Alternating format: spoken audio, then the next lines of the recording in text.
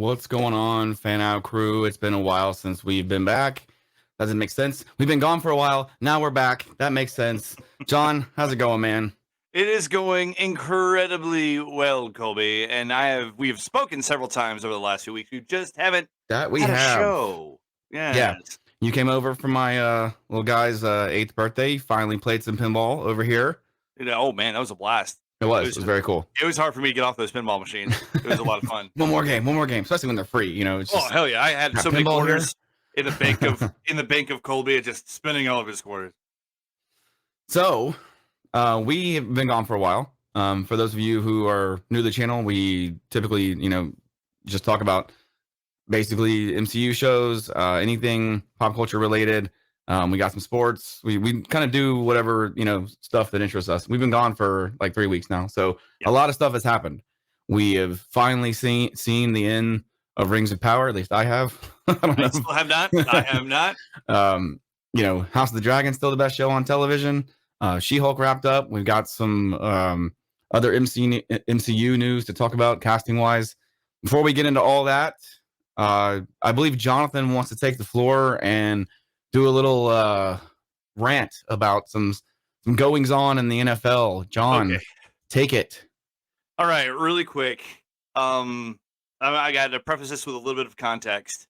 I am in the fan club of the NFL. I enjoy the NFL more than I do more than I have college football the last few years, for one reason or another. And I've been an ardent defender of what the NFL does, whether it be just everything from their protests. I was like, hey man, let them protest the way they want to do it. If they want to freaking have an entire campaign where the commercials are literally saying football is gay. I was a defender of that. Is hey, let them say whatever they want. Let them do whatever they want. And for the most part, I've been defending the NFL every time I've heard anybody call any of their players a prima donna or something like that, overpaid and what have you. And I've been, hey man, look, you could fit it's just like you could fit every person that starts as a quarterback for an NFL team on one school bus. That's how few of them are there. That's how those guys make millions of dollars. That's a completely different argument. Where I felt like the NFL stabbed me right in the chest and gutted me is everything that went on with Tua Tagovailoa. That, like, no one ever likes to see a guy get hurt. I've learned that ever since I was in sports. You clap for the other guy, even if he's not on your team, when he can stand up. And it is terrifying when you see any player on any team, or hell, even just a human being collapse, doing anything. It's scary in real time.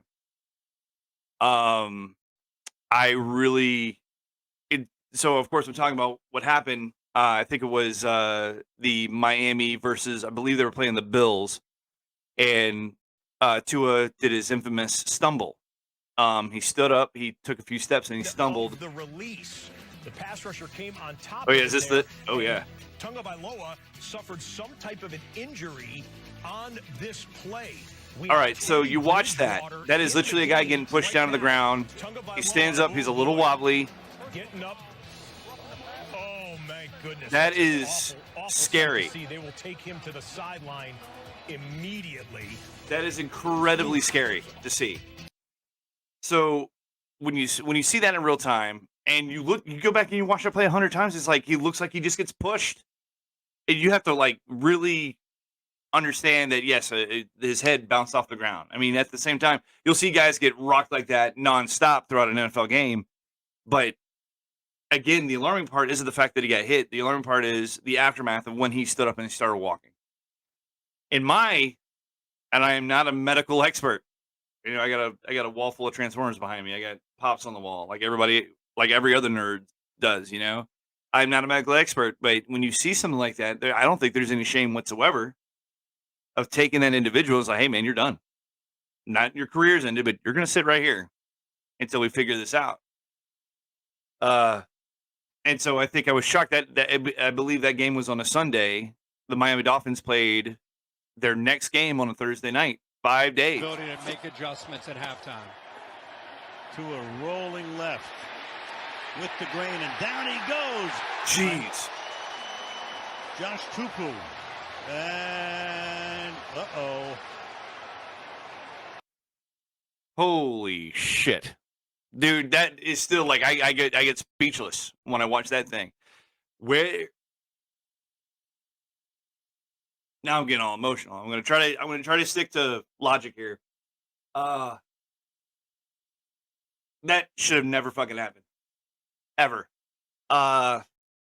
It's in where it sucks is like, again, I've defended these assholes over the however many years that I've been. I really like just enjoying the product of the NFL and seeing that somebody somewhere was like, oh no, this guy's good to go, and literally put his life on the line or his life at stake for a fucking game it's fucking tragic.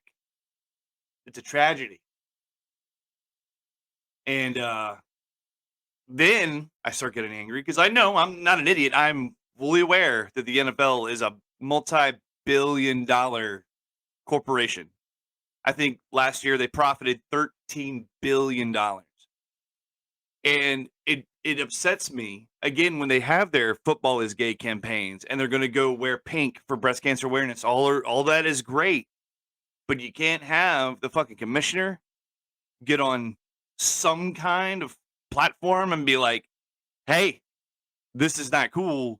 We do not condone this. We're going to fix this situation.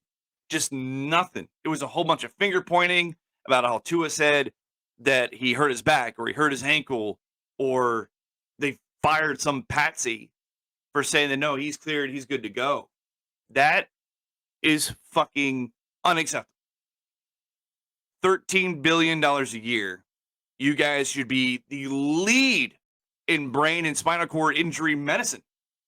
You guys should go, like, seriously, buy your own freaking facilities that help the study of this shit and help people like you. You dump 13 billion. Now I'm not saying all 13 billion, but Jesus, just one of that. If you pumped $1 billion a year in privatized medicine to sit there and help with brain injury, get the fuck out of here. You would see, like, it would be the biggest shot into medicine in forever since COVID, you know? And how many billions of dollars went into researching a cure for COVID, or excuse me, a vaccine for COVID? It's just, again, it's really hard to sit there and be like, oh yeah, these guys are, and I completely understand, and all the players understand. They sign the waiver. They say, yes, I'm going to allow another human being. I'm going to allow a 350-pound individual to hit me as hard as they can. I'm going to sign the waiver and allow that to happen to me.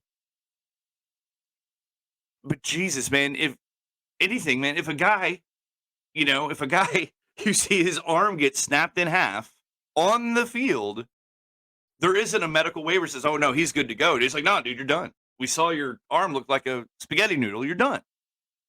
But to sit there and tell a guy that, oh yeah, 5 days after, you cannot stand on your own feet, that no, you're good to go, unacceptable. And I'm thankful for that this did happen to Tua, because now they've since this has happened, they have interjected in the concussion protocol that if you have any of those symptoms, if you get up and you're shaking your head, you're wobbly, you're out for at least a week, which is awesome. And I know it sucks because every single person that plays football, they are alpha males. They are diehard competitors. They want to be on the field. Shit, I guarantee you, Tua would be playing defense if you let him. That's how hardcore these guys are. But at some point, man, somebody has to step in and say, nah, dude, you're fucking, you're worth more than 14 fucking points on the board, man. We want you to stick around. We want you to be here next year and the year after that. We want your fucking kids not to roll you around in a wheelchair for the rest of your life. So, Cole, that's all I got on that, man. You got anything else that you want to say about this? I've had that pent up in here for a while, and I've wanted to say it on social media. It'd be like, hey, like, it sucks, and I'm not a Dolphins. I'm not going to call myself a Dolphins fan, but I'm a fan of football. I'm a fan of competition, and something like this doesn't need to go fucking unpunished. It definitely doesn't need to go unspoken about. Yeah, I mean, you kind of nailed it. I am an Alabama fan. I really hated it to see that happen to Tua. I don't want to see it happen to anyone, but it really hit home for me. Tua was my quarterback for 2 years. But the thing that really makes me mad the most is they just sort of put him out there, and then you have stuff like this, and it's like, now he did get fined for trying to kick the guy, and I'm just like, they're gonna call a flag on that. Yep. They got to protect their golden boy, right? Mm-hmm. And then they do another one like this, where I don't care what the rule says about falling on top of the player. Those last 2 plays are not penalties. Like, no, they aren't. But it's weird how they protect those 2 players, but just put the other one out there sight unseen. And dude, his hands. I mean, that's. I think that's called second impact syndrome, something like that, where basically like you have 2 concussions effectively, very quickly. It's horrible to see. I'm not coming to the defense of anybody. I do know that both of those plays, the Tom Brady and the Derek Carr plays, came after everyone was correct. In an uproar. Yeah. So that's the thing. Like they're looking for it now, and it's like, why do we even play the game if those are going to be penalties, but the other ones aren't? The one where Tua got the second one, like he got rocked, dude. Yeah. like suplexed, and they didn't call anything. And it's like, why did it take this, to happen to start, look, it's in the rule book. So yeah, those should be penalties. I don't agree with that personally. I think if you hit a guy in the head, it's different. But if you tackle him, it shouldn't be from the passer. Plus, how is it roughing the passer on a play where no pass is thrown? I've never understood that.